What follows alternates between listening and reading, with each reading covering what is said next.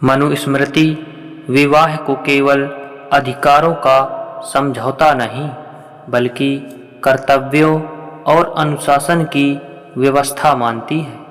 विवाह के बाद स्त्री के लिए जो नियम बताए गए वे दमन नहीं बल्कि परिवार संतुलन और सामाजिक स्थिरता को बनाए रखने का माध्यम थे। इन्हें समझने के लिए आधुनिक भावनाओं नहीं संदर्भ की जरूरत है। मनुस्मृति में विवाह के बाद स्त्री के कर्तव्यों की चर्चा को आज के समय में प्रायः अधिकारों के विरोध के रूप में प्रस्तुत कर दिया जाता है, जबकि मनुस्मृति का मूल दृष्टिकोण अधिकार बनाम कर्तव्य की आधुनिक बहस से बहुत अलग है, क्योंकि यह ग्रंथ समाज को व्यक्तिगत इच्छाओं के आधार पर नहीं बल्कि सामूहिक संतुलन, उत्तरदायित्व और दीर्घकालिक स्थिरता के आधार पर देखता है। मनुस्मृति के लिए विवाह केवल दो व्यक्तियों का भावनात्मक समझौता नहीं बल्कि दो कुलों, दो सामाजिक भूमिकाओं और दो उत्तरदायित्व श्रृंखलाओं का संगम है। और इसी कारण विवाह के बाद स्त्री के लिए कर्तव्यों की स्पष्ट संरचना दी गई ताकि परिवार, वंश और समाज एक क्रम में चल सके। यहाँ सबसे पहले यह समझना आवश्यक है कि मनुस्मृति में कर्तव्य का अर्थ दासता या दमन नहीं है, बल्कि वह आचरण है जिसके माध्यम से व्यक्ति अपनी भूमिका को पहचानता है और अराजकता से बचाता है, क्योंकि मनुस्मृति अधिकारों को स्वतः सिद्ध नहीं मानती। वह मानती है कि अधिकार कर्तव्य के पालन से उत्पन्न होते हैं, न कि उसके विपरीत। मनुस्मृति विवाह के बाद स्त्री को पति की अधीनता में एक निर्बल सत्ता के रूप में नहीं रखती बल्कि उसे गृहस्थ जीवन की धुरी मानती है, जहाँ गृह की व्यवस्था, संस्कार, संतुलन और भावनात्मक स्थिरता का मुख्य भार स्त्री पर होता है। और यही कारण है कि उसके लिए अनुशासन को विशेष महत्व दिया गया। आधुनिक दृष्टि से जब कहा जाता है कि विवाह के बाद स्त्री के कर्तव्य, तो उसे तुरंत पुरुष प्रधान मानसिकता से जोड़ दिया जाता है। लेकिन मनुस्मृति के काल में यह प्रश्न अधिकार का नहीं, उत्तरदायित्व का था, क्योंकि उस समय समाज जीवित रहता था कर्तव्य पालन से, न कि व्यक्तिगत स्वतंत्रता के उद्घोष से। स्त्री के कर्तव्य इसलिए तय किए गए क्योंकि उससे समाज की अगली पीढ़ी संस्कार, भोजन, आचार और भावनात्मक संतुलन जुड़ा हुआ था। और यदि यह संरचना ढहती तो पूरा सामाजिक ढांचा अस्थिर हो जाता। मनुस्मृति में स्त्री से अपेक्षा की जाती है कि वह विवाह के बाद अपने नए परिवार को केवल भौतिक रूप से नहीं बल्कि मानसिक और संस्कारात्मक रूप से अपनाए, क्योंकि गृहस्थ आश्रम का उद्देश्य केवल सहवास नहीं बल्कि धर्म, अर्थ और काम के संतुलन से जीवन को स्थिर बनाना है, जहाँ स्त्री का कर्तव्य पति की सेवा तक सीमित नहीं है बल्कि वह गृह की मर्यादा, बड़ों के सम्मान, संतान के संस्कार और घरेलू अनुशासन की संरक्षिका मानी जाती है।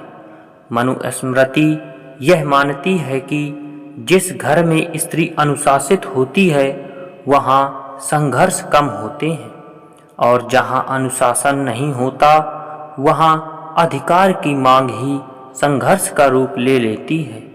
आज के समय में अधिकार शब्द अत्यंत लोकप्रिय है, लेकिन मनुस्मृति अधिकार को स्वतंत्र सत्ता नहीं मानती। वह मानती है कि अधिकार तभी सुरक्षित रहते हैं जब कर्तव्य पहले निभाए जाएं, क्योंकि अधिकार बिना कर्तव्य के समाज को विघटन की ओर ले जाते हैं। विवाह के बाद स्त्री के कर्तव्य इसलिए बताए गए ताकि वह अपनी भूमिका को स्पष्ट रूप से समझ सके, टकराव और अराजकता से बचे। यह नियम पुरुष के लिए भी थे, परंतु स्त्री के लिए अधिक स्पष्ट इसलिए थे क्योंकि गृहस्थ जीवन का दैनिक संचालन उसी पर निर्भर करता था। मनुस्मृति स्त्री से यह अपेक्षा नहीं करती कि वह अपने अस्तित्व को त्याग दे, बल्कि वह उससे यह अपेक्षा करती है कि वह अपने स्वभाव, वाणी, व्यवहार और निर्णयों में संतुलन रखे, क्योंकि गृहस्थ जीवन भावनाओं से नहीं संयम से चलता है। यहाँ अनुशासन का अर्थ कठोर नियंत्रण नहीं बल्कि आत्मसंयम है, और आत्मसंयम को मनुस्मृति शक्ति मानती है, कमजोरी नहीं।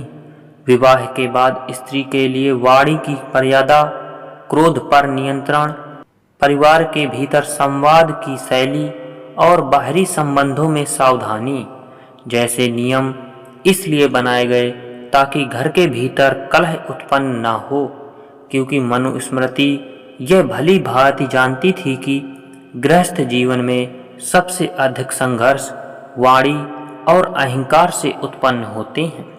मनुस्मृति में यह भी स्पष्ट किया गया है कि स्त्री को पति के साथ मतभेद होने पर भी परिवार की स्थिरता को प्राथमिकता देनी चाहिए, क्योंकि उस समय विवाह विच्छेद को सामाजिक संकट माना जाता था, न कि व्यक्तिगत समाधान।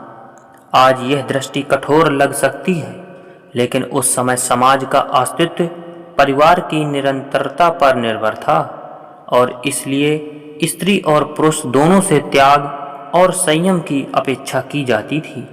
यहाँ फिर यह स्पष्ट करना आवश्यक है कि मनुस्मृति केवल स्त्री से त्याग नहीं मानती, वह पति के लिए भी मर्यादा, संरक्षण और उत्तरदायित्व के कठोर नियम तय करती है।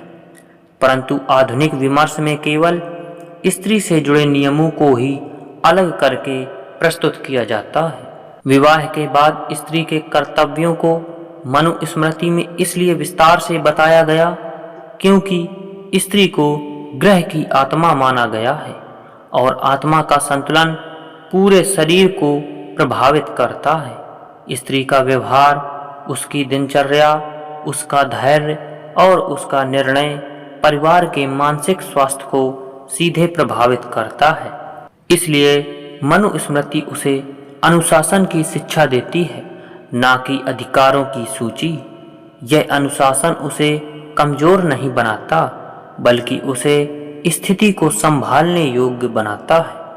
आधुनिक दृष्टि से जब कहा जाता है कि मनुस्मृति स्त्री को अधिकार नहीं देती, तो यह आधा सत्य है, क्योंकि मनुस्मृति अधिकारों की भाषा ही नहीं बोलती, वह कर्तव्यों की भाषा बोलती है, और यही उसकी मूलभूत संरचना है। आज का समाज अधिकार आधारित है, प्राचीन समाज कर्तव्य आधारित था, और दोनों की तुलना करना बिना संदर्भ के बेईमानी है। मनुस्मृति में स्त्री का सम्मान अधिकार देकर नहीं, बल्कि उसे गृहस्थ जीवन की केंद्रीय भूमिका देकर किया गया, और यह भूमिका तभी स्थिर रह सकती थी जब अनुशासन स्पष्ट हो। विवाह के बाद स्त्री के कर्तव्यों को यदि आज के समय में समझना है तो उन्हें आदेश नहीं बल्कि सामाजिक अनुबंध के रूप में देखना होगा, जहां हर भूमिका की सीमाएं तय होती हैं ताकि टकराव ना हो। मनुस्मृति का उद्देश्य स्त्री को दबाना नहीं था, बल्कि परिवार को टूटने से बचाना था, और इसके लिए उसने भावनात्मक स्वतंत्रता के स्थान पर संरचनात्मक स्थिरता को प्राथमिकता दी। यही कारण है कि आज के संवेदनशील समाज को मनुस्मृति कठोर लगती है, क्योंकि आज व्यक्ति केंद्र में है, जबकि तब समाज केंद्र में था। अंततः यह कहना कि मनुस्मृति में विवाह के बाद स्त्री के कर्तव्य अधिकारों के विरुद्ध हैं, वस्तुतः आधुनिक मानसिकता का प्राचीन ढांचे से टकराव है, न कि मनुस्मृति की स्त्री विरोधी मंशा का प्रमाण। मनुस्मृति स्त्री को दास नहीं बनाती, वह उसे उत्तरदायित्व सौंपती है और उत्तरदायित्व उसी को दिया जाता है जिसे सक्षम माना जाता है। इसलिए विवाह के बाद स्त्री के कर्तव्य मनुस्मृति में अपमान नहीं बल्कि उस सामाजिक विश्वास का प्रमाण है कि स्त्री के बिना गृहस्थ आश्रम की कल्पना ही नहीं की जा सकती है। दोस्तों, अगर यह वीडियो आपको पसंद आए तो वीडियो को लाइक कीजिए एवं शेयर कीजिए और हमारे चैनल को सब्सक्राइब कीजिए। मिलते हैं अगले नए वीडियो के साथ, तब तक के लिए राधे राधे।